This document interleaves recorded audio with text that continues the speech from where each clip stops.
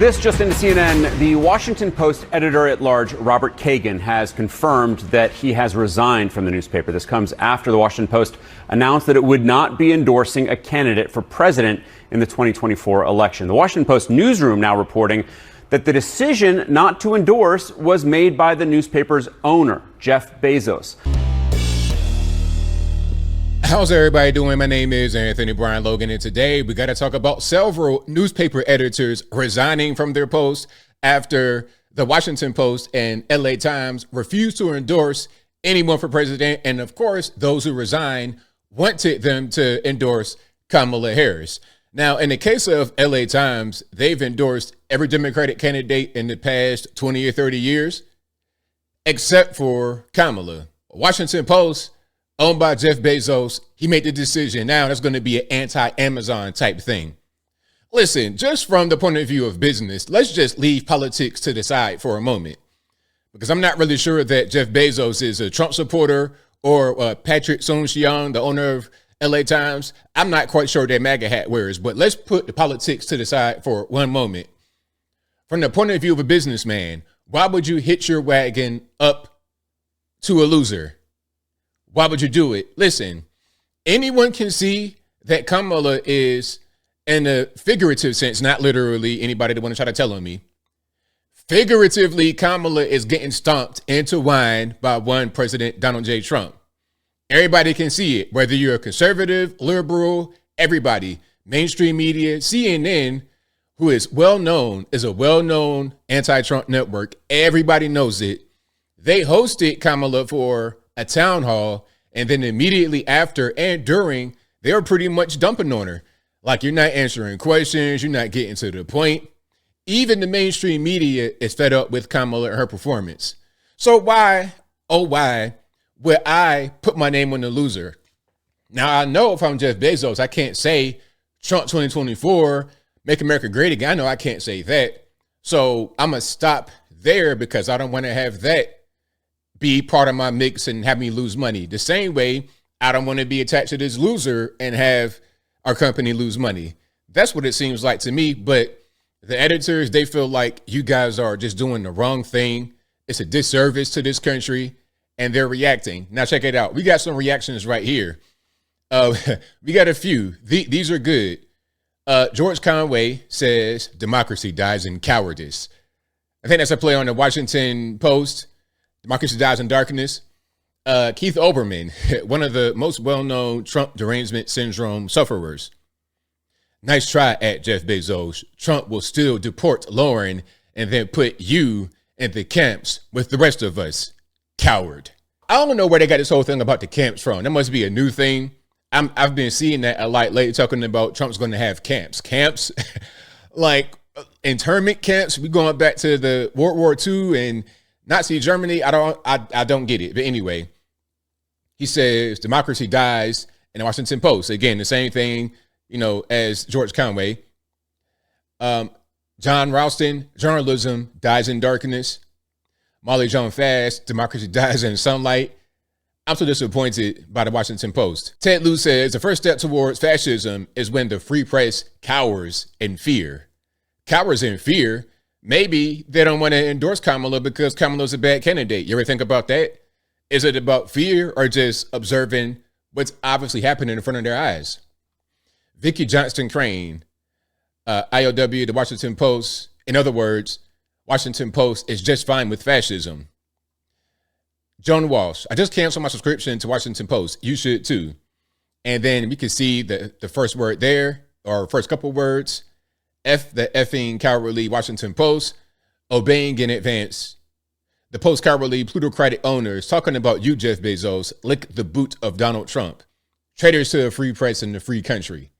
Susan Rice, as a DC native and lifelong subscriber to the Post, I'm disgusted. You have lost us. Lost us meaning who? Do you guys represent the majority of the viewers in this country, of the readers in this country? You mainstream media types, you political types, do you guys represent the majority of regular everyday people? I think not. And that's why the owners of your newspapers are saying, let's not endorse anybody. Let's not endorse her. Let's not endorse. Let's just stay out of it because the people don't like it. Okay. Now, let me go back here. This is one of the headlines I saw at first. It says Los Angeles Times won't endorse for president. All right, that was a full headline. Isn't there a subject missing here? Won't endorse Kamala Harris for president, a Democrat for president. Like, isn't that what should be right there? But anyway, now, 2 more LA Times editorial board members resigned after the paper withholds a Harris endorsement. So first it was one guy. He resigned. Or it might have been a lady. I think it was a guy. One guy resigned. Now we got 2 more. So 3 after the boss of LA Times refused to have anybody get endorsed. Okay. So we have Karen Klein. His name is Robert Green and Mario Gaza. Now, can I be a little bit racist here without being racist on purpose? If you understand what I'm saying. What do we see in common here with these people? Her, him, and her. What do we see in common? They're all white people, no people of color at all. And that's usually kind of how these things go. They'll say that Trump's a racist. How could you endorse him or not endorse Kamala? How could you not endorse the so-called black woman, although she's not? It's them saying that. It's not us who they say represent. It's not us on the ground saying it. You got the celebrity type saying it. You got the political people saying it. The editors, mainstream media, they're saying it. It's not us though. Okay. And then sometimes what happens is when they speak and people read them, they listen to them talk, then they believe it. If anything, somebody might get kind of brainwashed by these individuals who say that President Trump is so racist and hates brown people. You understand what I'm saying? So here's CNBC. Jeff Bezos killed Washington Post endorsement of Kamala Harris, paper reports. So it came straight from the man up top. It's like, nope, we're not going to do that. Washington Post, okay, you're your own entity or whatever, but I own Washington Post and Amazon and other things. I say we're not going to do it. And that's just that on that. You really can't go any higher than Jeff Bezos. If you're in a regular, if you don't have him involved, it'll go through chain of command, go up to the higher ups of Washington Post. But there's nobody to go above when you get to the top, the absolute top, and that's Jeff Bezos. Again, to me, it's a smart business decision, but people don't like it. They're upset. They're resigning.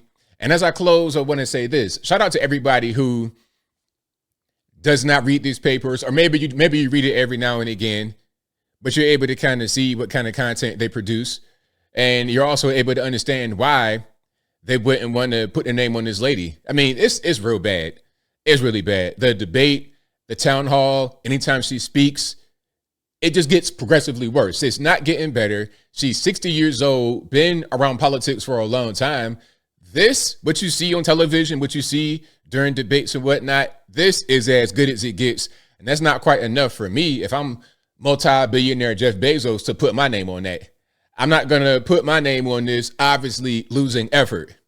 But I think I'll leave that right there for now. And what say you? What's your take on the Washington Post and Los Angeles Times refusing to endorse anybody for president? They don't want to endorse Kamala. They don't want to endorse Trump. They don't want to endorse anyone. Is it a good move, bad move, smart move, dumb move? Whatever your thoughts are, let me know in the comments below. What's your thoughts on what the editors did? Resigning, walking away, and protest. Will it make a difference? Does anyone really care other than them? The average person, regular, everyday, normally walking around, just going to work, taking care of the kids, living in life, having fun. What do they care about? If you're going to like weigh things on a scale of importance, okay, we got food, clothing, shelter, and he's a meanie and said bad things. I mean, come on, man. I don't care what you do, your personal life. You could be a good person, bad person. Okay, cool. Look, you have a job that I want you to do. If you could do that job well, that's all I really care about. If you do the job better than that guy, I'm going to pick you over that guy. Your background and your personal stuff and whatever the media wants to spin about you is not as important as your job performance. People think like that. That's the average person's thought process. Like, they go to work every day. They might hate their boss, but guess what? The boss is giving them money, so it benefits both sides. We don't have to love each other. You don't got to be my best friend. Nothing. Do your job. I do my job. If we can do that and work together harmoniously, then we got something good. Anything else, I don't want it, even if the media tells me that I should want it.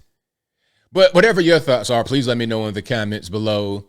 And that's all I got to say for this video. If you like what you heard, please comment, rate, share, and subscribe. Peace.